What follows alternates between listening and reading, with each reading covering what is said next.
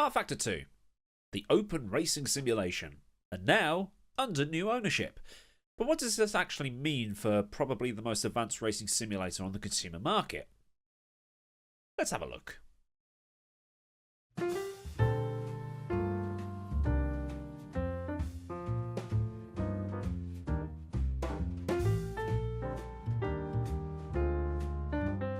Now, rFactor 2 is one of the top 3 sims available right now, the other two being iRacing and Assetto Corsa.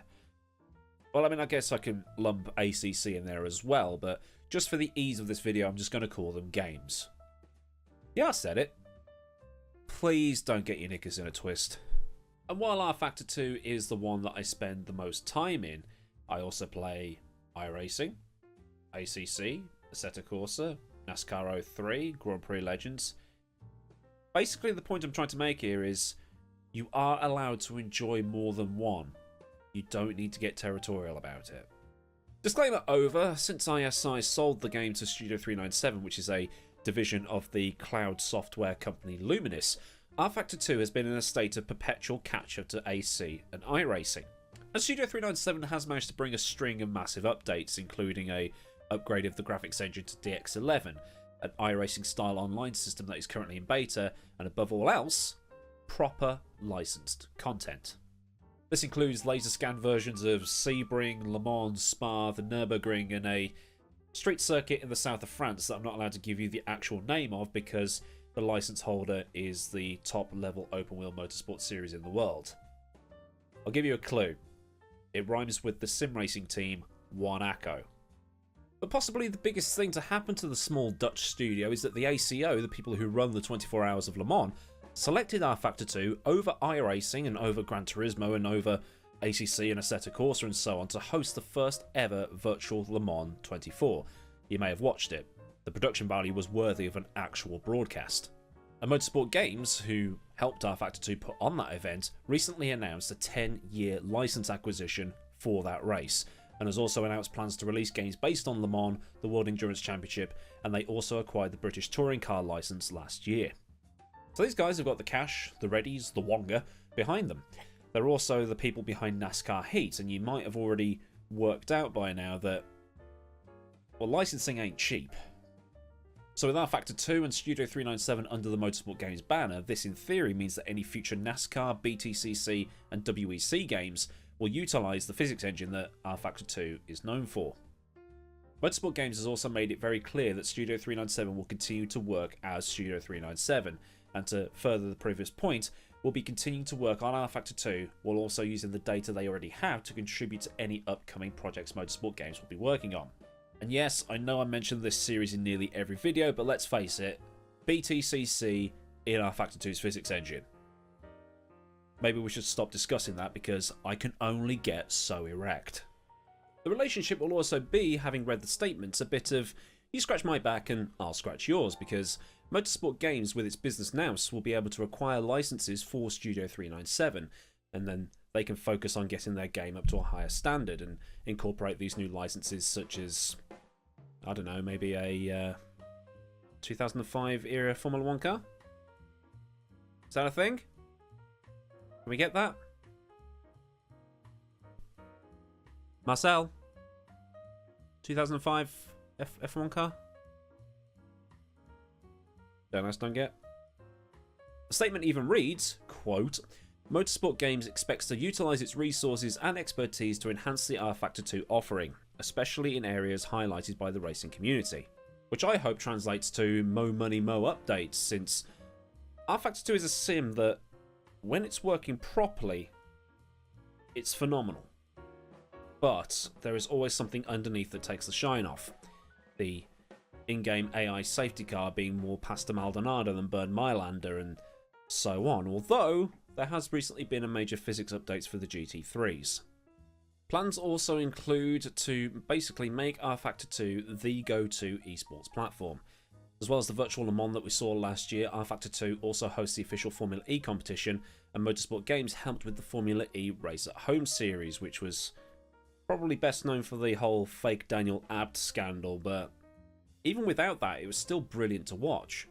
And with rFactor 2's latest GT Pro series, GT Challenge series, which is the feeder series to GT Pro and the BMW M2 Cup series all coming up next week, it gives everyone a chance to use rFactor2 for a bit of data gathering and see where things are going to go. And I'll be there commentating as part of rFactor2's official broadcast team, so hopefully I'll get to see the development there as things grow internally.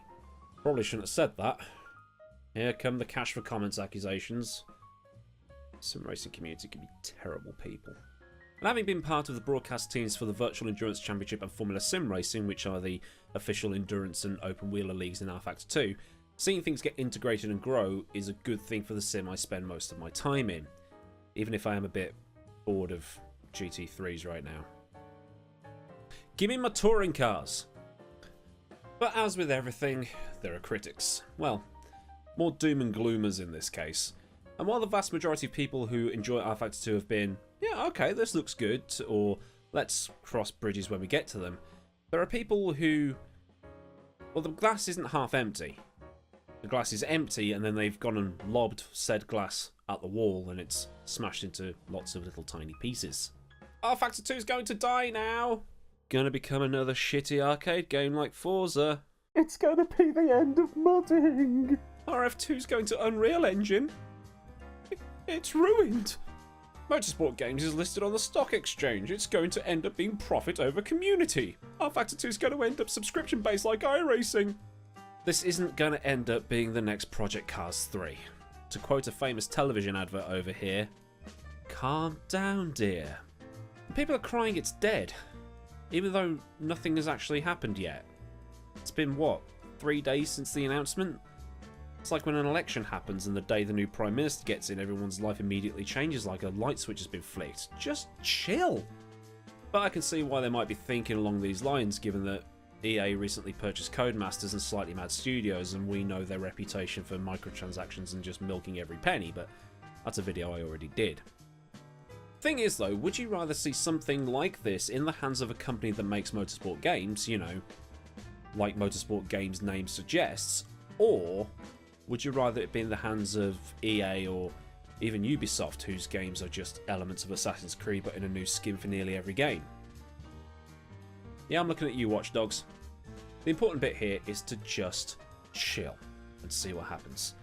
Given the big boom in esports over the last 12 months, thanks to the current global situation and more professional racing drivers getting involved, enjoying it and setting up their own esports teams like Roman Grosjean and Jean Alesi, a product like rFactor2, which has a fantastic physics engine and is a product we know can be amazing, our hobby of sim racing has the potential to go even bigger. And if rFactor2 becomes what we know it could be, then iRacing will have to step up its game, ACC will have to step up its game, and then we get competition breeding quality and enhancements and all that stuff. If it goes the way we want it to, this can only be a good thing. So that's my quick thoughts on what the acquisition of rFactor2 can do for the sim and where my personal preferred sim could end up going. If you agree with any of the things I've said, then give the video a thumb up. And if you want more talking head stuff, then you know what to do. You click the subscribe button. Massive thanks, as always, goes out to the good people of Patreon for their continued support, and if you wish to join them in supporting me at a more personal level, or just get in on the whole Discord, Instagram, Twitter nonsense, then I'll leave all the relevant links in the description box for you. So until next time, I've been Millward. Have a great day wherever you live in the world, and I'll see you all again very soon for another video. So until then, goodbye.